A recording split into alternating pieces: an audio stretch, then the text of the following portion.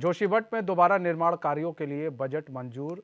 जोशीमठ के लिए केंद्र सरकार ने मंजूर किए 1658 करोड़ रुपए।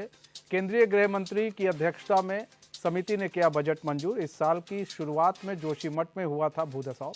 जोशीमठ में 3 साल के भीतर किए जाएंगे दोबारा निर्माण कार्य। मुख्यमंत्री पुष्कर सिंह धामी ने जताया अमित शाह का आभार।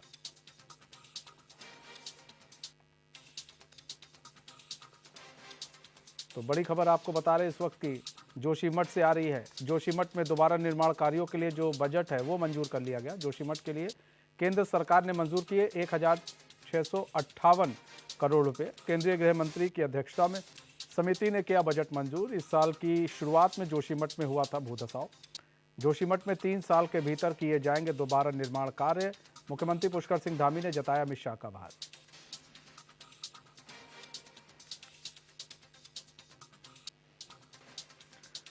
तो जोशीमठ को लेकर एक बड़ी अपडेट अब सामने आ रही है कि दोबारा निर्माण कार्यों के लिए जो है वो बजट मंजूर किया गया है। जोशीमठ के लिए केंद्र सरकार ने अब 1658 करोड़ रुपए मंजूर किए हैं। केंद्रीय गृह मंत्री की अध्यक्षता में समिति ने ये बजट मंजूर किए हैं। इस साल की शुरुआत में जोशीमठ में भूधसाव हुआ था। जोशीमठ में 3 साल के भीतर किए जाएंगे दोबारा निर्माण कार्य।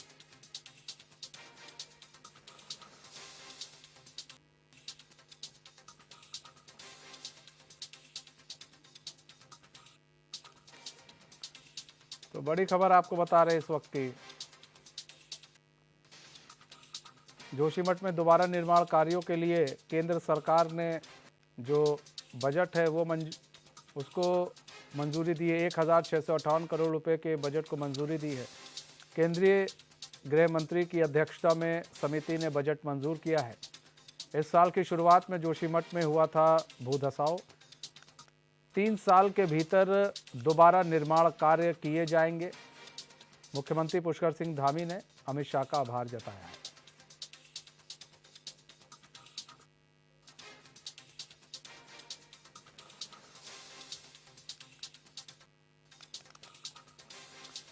तो जोशीमठ को लेकर एक बड़ी अपडेट सामने आ रही है। देखिए, दोबारा निर्माण कार्यों के लिए केंद्र सरकार ने 1658 करोड़ रुपए की जो बजट है उसको मंजूरी दे दी है।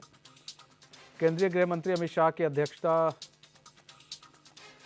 में समिति ने बजट को मंजूरी दी है और इसी साल के शुरुआत में भूधसाव हुआ था जोशीमठ में और ये भी कहा गया है कि जोशीमठ में 3 साल के भीतर ये जो है दोबारा जो निर्माण कार्य हैं वो किए जाए। और इसको लेकर मुख्यमंत्री पुष्कर सिंह धामी ने अमित शाह का आभार भी जताया है।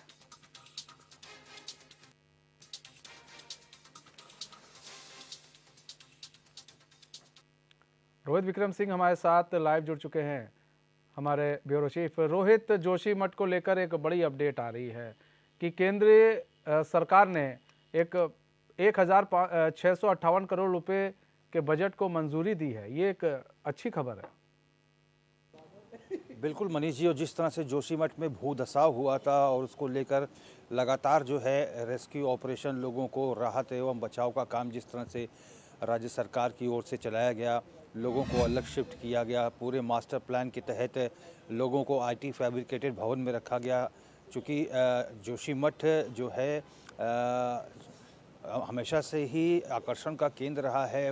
बद्रीनाथ धाम का एक प्रवेश द्वार जोशीमठ कहा जाता है और जोशीमठ पर्यटन के लिहाज से भी बहुत महत्वपूर्ण है। लेकिन जो ये भूधसाव का जो पूरा प्रकरण हुआ, करीब 1 से 1.5 महीने तक पूरा सरकारी अमला जमला वहाँ पर रहा, विषम परिस्थितियों में काम किया गया, लोगों को राहत एवं बचाव के तहत खाद्य सामग्री वितरित की गई, जहाँ पर इनको ठहराया गया वहाँ पर उनके रहने खाने की तमाम व्यवस्थाएं की गई और सरकार से, हालांकि भारत सरकार से गुजारिश की गई थी और केंद्रीय गृह मंत्री अमित शाह और प्रधानमंत्री नरेंद्र मोदी से लगातार कुछ महीने पहले मुख्यमंत्री पुष्कर सिंह धामी इस बाबत मिलते रहे और भारत सरकार ने भी ये कहा था कि हम हर संभव मदद जो है जोशीमठ के परिप्रेक्ष्य में देंगे। और ये एक बड़ा निर्णय जो है गृह मंत्री अमित शाह के नेतृत्व में लिया गया है कि 1658 करोड़ 17 लाख का ये बजट जो है ये राज्य सरकार को अब मिलेगा। जो तमाम पुनर्वास के कार्य हैं, तमाम जो वहाँ पर भवनों का निर्माण किया जाना है,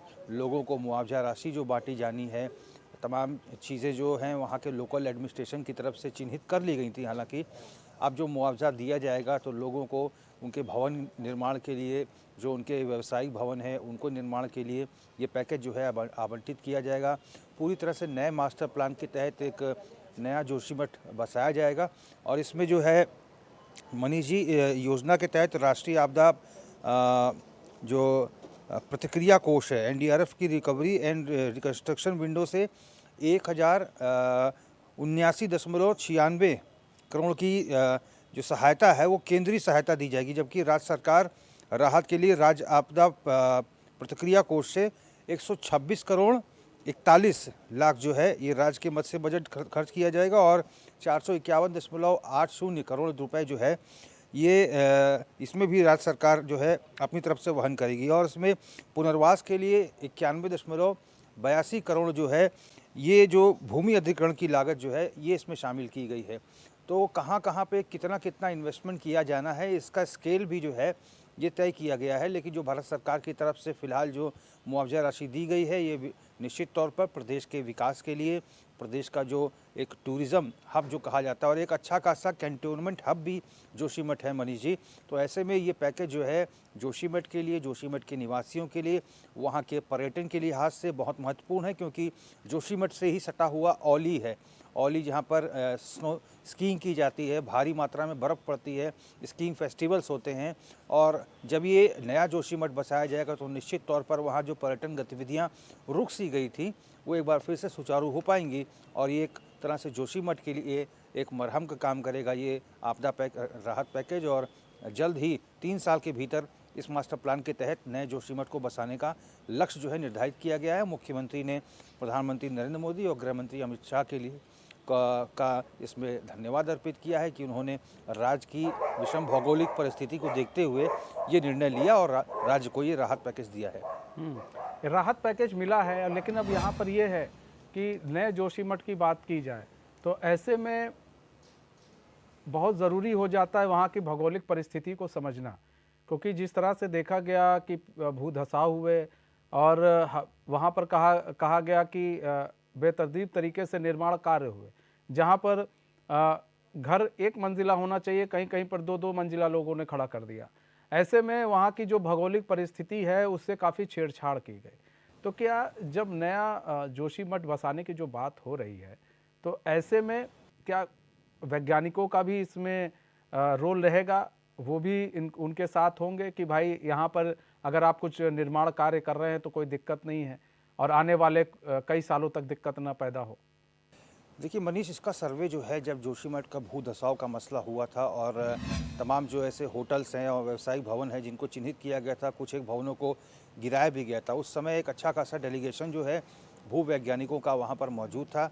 लोकल एडमिनिस्ट्रेशन के साथ नया जो जोशीमठ बसाने को लेकर कैसी अनुकूल जो व्यवस्था हो सकती है, कैसा निर्माण कार्य कराया जाना है, क्योंकि जैसा कि आपने कहा कि बेतरतीब ढंग से बिना किसी मास्टर प्लान के तहत जो है नियमों को ताक पर रखकर भी निर्माण कार्य किए गए वहाँ पर, व्यावसायिक प्रतिष्ठान की बात करें या फिर होटल व्यवसाय की बात करें, तो निश्चित तौर पर अब चूँकि इतना बड़ा मसला हुआ है जोशीमठ का और भू वैज्ञानिक जो है लगातार इस पर रिसर्च कर चुके हैं ऑलरेडी, और निश्चित तौर पर जो नए मास्टर प्लान के तहत जोशीमठ बसाया जाएगा वो वहाँ की आबो हवा, वहाँ की जो भौगोलिक परिस्थिति है और वहाँ की जो पर्वतीय परिस्थिति है उसको दृष्टिकोण में रखकर उसको दृष्टिगत जो है नया निर्माण कार्य कराया जाएगा और इसीलिए 3 साल का लक्ष्य रखा गया है ताकि कोई भी इसमें जल्दबाजी ना हो और जो भी निर्माण कार्य हो, जो भी धन आवंटित किया गया है उसका सही इस्तेमाल हो सके और पुख्ता इस्तेमाल हो सके।